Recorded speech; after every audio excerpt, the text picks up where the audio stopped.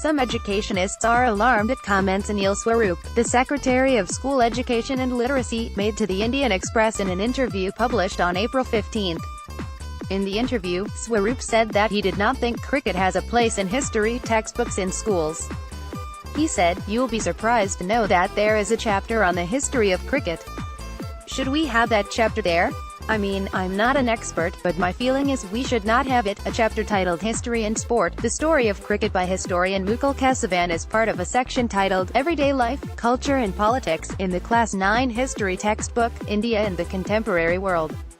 This chapter has been part of the curriculum since 2006. Swarup's comments come at a time the Ministry of Human Resource Development and the National Council of Educational Research and Training, the top advisory body on matters of curriculum design and textbooks, have invited suggestions for ways to rationalize the school syllabus.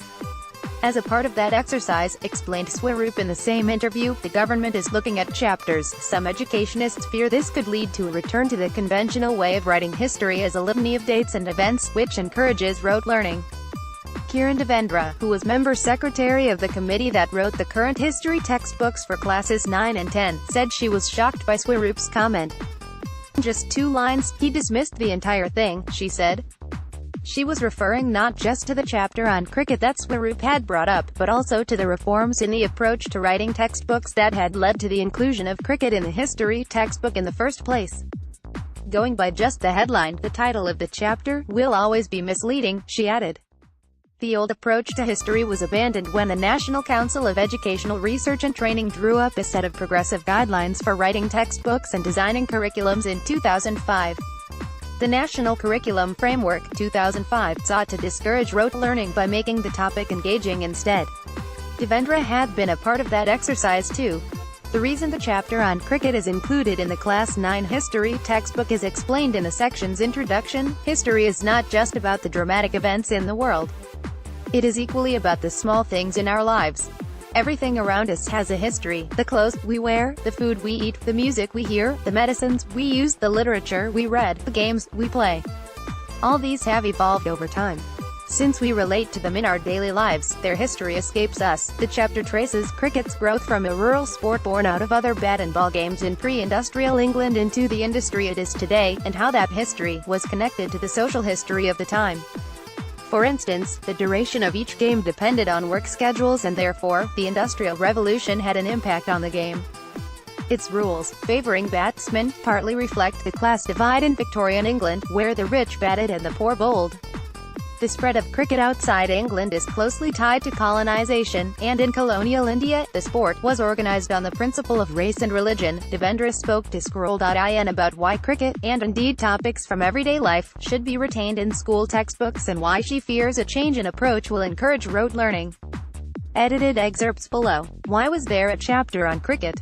It introduced school children to the history of a game, which they already played in their colony parks on Sundays, and that became an opportunity to discuss other subjects related to it.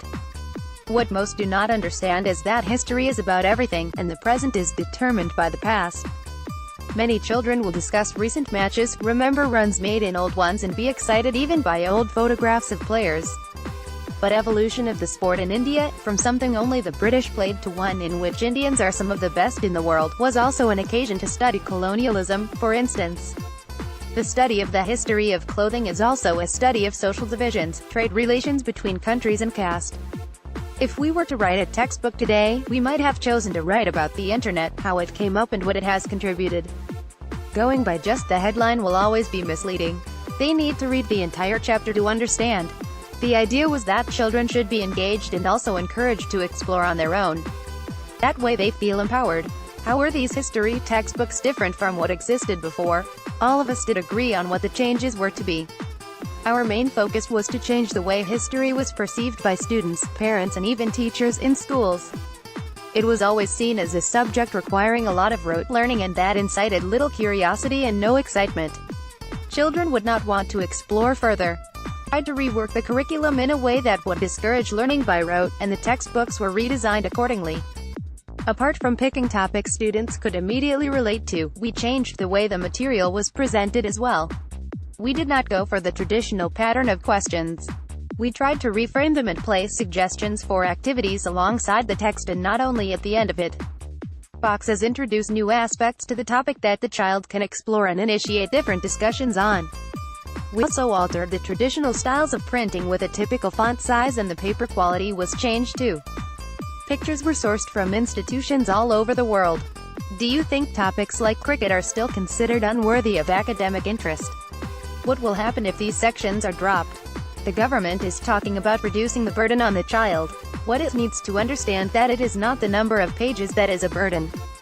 If I read 100 pages on a topic and found I fully understood and enjoyed it, would that be too high a load for me? I would rather go for those 100 pages than 5 pages of something that makes no sense or that I cannot relate to. As Professor Yashpal had explained in Learning Without Burden, it is the load of incomprehension which would bother school children much more. They get no joy from it. But teachers must also accept the changes. Parents always insist children must be taught something useful and that cricket is not useful. But we have moved beyond that. History is not only about kings and queens. We know that what we read in the news today are all a part of history: economics, politics, literature, language, food, the media. And history is no longer only about